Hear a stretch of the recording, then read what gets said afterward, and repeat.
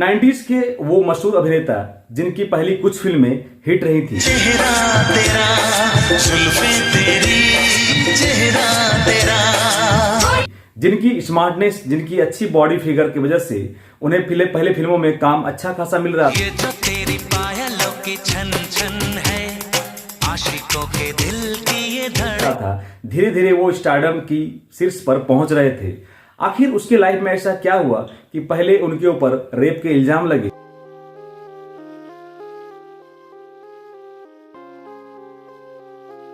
और फिर मात्र 43 वर्ष की उम्र में ही उन्होंने दुनिया को अलविदा कह दिया, साथ ही उन्होंने बॉलीवुड को भी अलविदा कह दिया।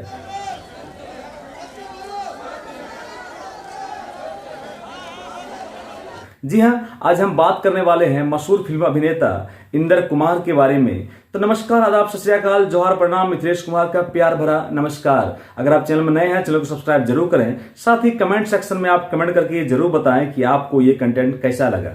जी हाँ, 26 अगस्त 1973 को जयपुर राजस्थान में जन्मे इंदर कुमार की प्रारंभिक शिक्षा जयपुर में ही हुई थी और जब वो कॉलेज के दिनों में थे उसी समय उन्हें ताइक्वांडो और एक्टिंग की काफी शौकीन थे और वो अमिताभ बच्चन को काफी पसंद करते थे।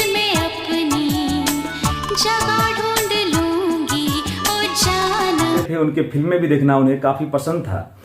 कॉलेज के दिनों में ही उनके दोस्त उनसे कहा करते थे कि आप अगर फिल्मों में जाते हैं तो आप जरूर सक्सेस करेंगे और यही वजह था कि इंदर कुमार फिल्मों का सपना लिए 1993-94 को मुंबई पहुंच गए थे। हालांकि शुरू में परिवार के लोगों ने उनका विरोध किया था। परिवार के लोगों का कहना था कि हम मिडिल क्लास लोगों के लिए बॉलीवुड नहीं है, लेकिन उनके माँ के सपोर्ट की वजह से वो 1993-94 में मुंबई आते हैं। तुम्ही को चाहता है दिल, तुम्ही से प्यार है, तुम्हारी इन अदाओं में बड़ा मुंबई आने के बाद इंदर कुमार को एहसास होता है कि अगर फिल्मों में सक्सेस होना है तो काफी स्किल्स होना एक हीरो के अंदर जरूरी होता है, जैसे कि डांसिंग, एक्टिंग, मार्शल आर्ट और इन सभी चीजों की वो बाकायदा ट्रेन लेना उन्होंने प्रारंभ कर दिया था। और इसी दौरान उन्होंने अपना कुछ वीडियो बनाया था और उस वीडियो को लेकर वो निर्माता निर्देशकों के स्टूडियोज तक चक्कर लगाया करते थे।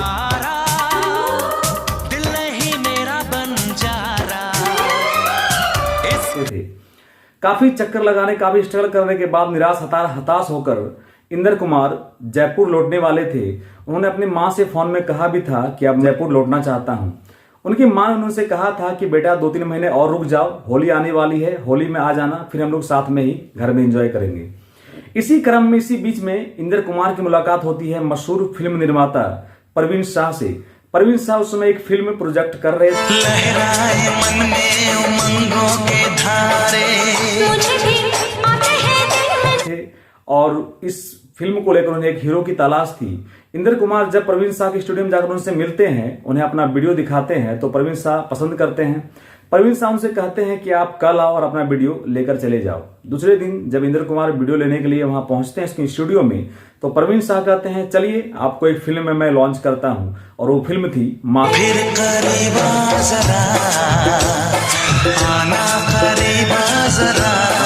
जी हाँ, 1996 में मासूम, जिसमें इंदर कुमार के ऑपोजिट आयशा जुल्का थी, फिल्म हिट रही थी। और 1996 में ही एक और बेहतरीन फिल्म आई थी अक्षय कुमार की खिलाड़ियों का खिलाड़ी।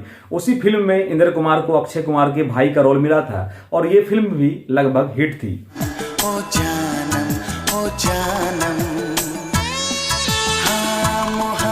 और इसके बाद इंदर कुमार का जो सिक्का था वो बॉलीवुड में चल पड़ता है। दोनों फिल्में हिट होने के बाद उन्हें आयशा जुल्का के साथ एक फिल्म और मिलती है घूंघट, उसके बाद फिर से मिलती है दंड नायक, उसके बाद मोनिका बेदी और चंकी पांडे के साथ उन्हें फिल्म मिलती है तिरछी टोपी वाले, उनके बाद संजय दत्त के साथ उनके साथ उनको फिल्म मिलती है बागी, उसके बाद माधुरी दीक्षित के साथ गजगामिनी, गोविंदा के साथ कुंवारा। काफी फिल्में मिलती हैं, कुछ फिल्में हिट रहती हैं, कुछ फिल्में औसत रहती हैं, कुछ फिल्में फ्लॉप होती हैं। घूंघट में चेहरा आपका कुछ इस तरह से इसके बाद कुमार को फिल्मों में काम मिलना ठीक ठाक मिल रहा था और वो लगभग व्यस्त चल रहे थे उस समय। इसी बीच में साल 1999 की बात है जब मसीहा फिल्म की शूटिंग हो रही थी।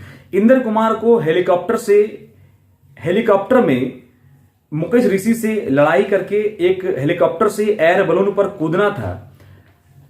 इंदर कुमार एयर बलून पर ना कूद कर उनसे मिस हो जाती है और वो सीधे जमीन पर कूद पड़ते हैं और उस स्टंट सीन के बाद वो जमीन पर धड़ाम से गिर पड़ते हैं। उनके दोनों पैर की हड्डियां, साथ में उनके रीढ़ की हड्डी टूट जाती है। और जब आनन फानन में आकर वहां स्पोर्ट्स बॉय और डायरेक्टर उन्हें लेकर अस्पताल पहुंचते हैं तो डॉक्टर्स का कहना था कि वो अब चल फिर बहुत मुश्किल से पाएंगे क्योंकि उनकी रीढ़ की हड्डी टूट चुकी है। जब इंद्र कुमार को होश आता है तो डॉक्टर से वो पूछते हैं कि वो कितने दिनों में ठीक हो जाएंगे और फिल्मों में कमबैक कर पाएंगे। तो डॉक्टर उनसे कहते हैं कि अभी 3 साल आपका चल फिर पाना संभव नहीं है। इंद्र कुमार काफी सदमे में चले जाते हैं। हालांकि इसी क्रम में इंद्र कुमार ने अपने पॉडकास्ट इंटरव्यू में कहा था कि नाना पाटेकर, परवीन शाह सरीखे डायरेक्टर ने काफी उनकी मदद की थी। मुझे ऐसा महसूस नहीं होने दिया उन्होंने कि सब कुछ खो गया है मेरा। उन्होंने मुझे एहसास दिलाया कि अभी भी चांस है। बॉलीवुड के काफी लोगों ने उनकी मदद की थी और उनके बाद वो लगभग ठीक हो गए थे। और रिकवरी के बाद सलमान खान ने इंद्र कुमार को सलाह दी थी कि आप बॉडी बनाइए और फिल्मों में वापसी कीजिए।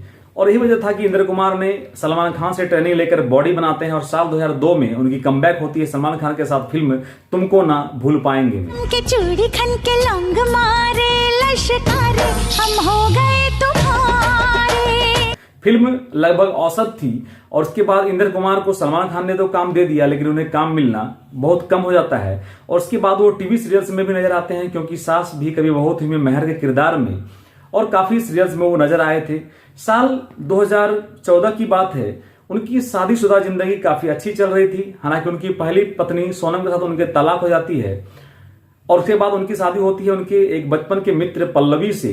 पल्लवी के साथ उनकी जिंदगी काफी अच्छी चल रही थी। साल 2014 की बात है जब एक मॉडल ने इंद्र कुमार से जिम की ट्रेनिंग की बात की थी। हालांकि इंद्र कुमार ने शुरू में कह दिया मॉडल से कि आप जिम ज्वाइन कीजिए इसके लिए, लेकिन मॉडल नहीं मानी। वो इंद्र कुमार से ही ट्रेनिंग लेना चाहती थी और उन्होंने घर आने की जिद की। तो इंद्र कुमार ने उन्हें अपने घर में बुला लिया और उनके घर में बुलाने की वजह से इंद्र कुमार और उनकी पत्नी पल्लवी के बीच काफी तनाव का भी माहौल था, काफी टेंशन भी हुआ था। वो उस मॉडल को घर में बुलाने की वजह से बैठा हुआ इस तरह बारिशों से भी और हुआ भी यही जिसकी आशंका था। उस मॉडल ने 2014 में इंद्र कुमार पर एक बार रेप का इल्जाम लगा दिया और उस रेप के इल्जाम के बाद इंद्र कुमार को गिरफ्तार कर लिया जाता है और उन्हें लगभग 50 दिनों तक जेल में रहना पड़ा था। हालांकि जेल से निकलने के बाद इंद्र कुमार ने यह बयान दिया कि उनके ऊपर जो इल्जाम लगे थे सरासर गलत थे। हालांकि जज ने भी ये बात माना था। उसके बाद वो काफी तनाव में रहने लगे थे। ये केस चल रहा था। साल 2017 की बात है जब उनकी एक फिल्म फटी पड़ी है यार, उनकी जो शूटिंग थी लगभग कंप्लीट हो चुकी थी और इंद्र कुमार अपने घर में ही एक शाम बैठे हुए थे। रात में खाना खाने के बाद वो बेड पे चले जाते हैं और उनकी पत्नी पल्लवी लैपटॉप में कुछ काम कर रही होती है। रात के 11 बजे जब पल्लवी बेड पर जाती है, देखती है इंद्र कुमार का जो सांस है वो फूल रहा था, उनका दम फूल रहा था। इंद्र कुमार को सांस लेने में काफी कठिनाई हो रही थी। उसकी पत्नी पल्लवी ने इंद्र कुमार को लेकर कोकिलाबेन अस्पताल पहुंची। डॉक्टरों ने वहां उन्हें मृत घोषित कर दिया और इस प्रकार एक बॉलीवुड के सितारा का अंत हो जाता है। और इसके बाद पल्लवी सिंगल हो गई और उसकी एक वीडियो वायरल हुई थी इंद्र कुमार की जिनमें वो सुसाइड की बात कर रहे थे। हकीकत बताता हूं।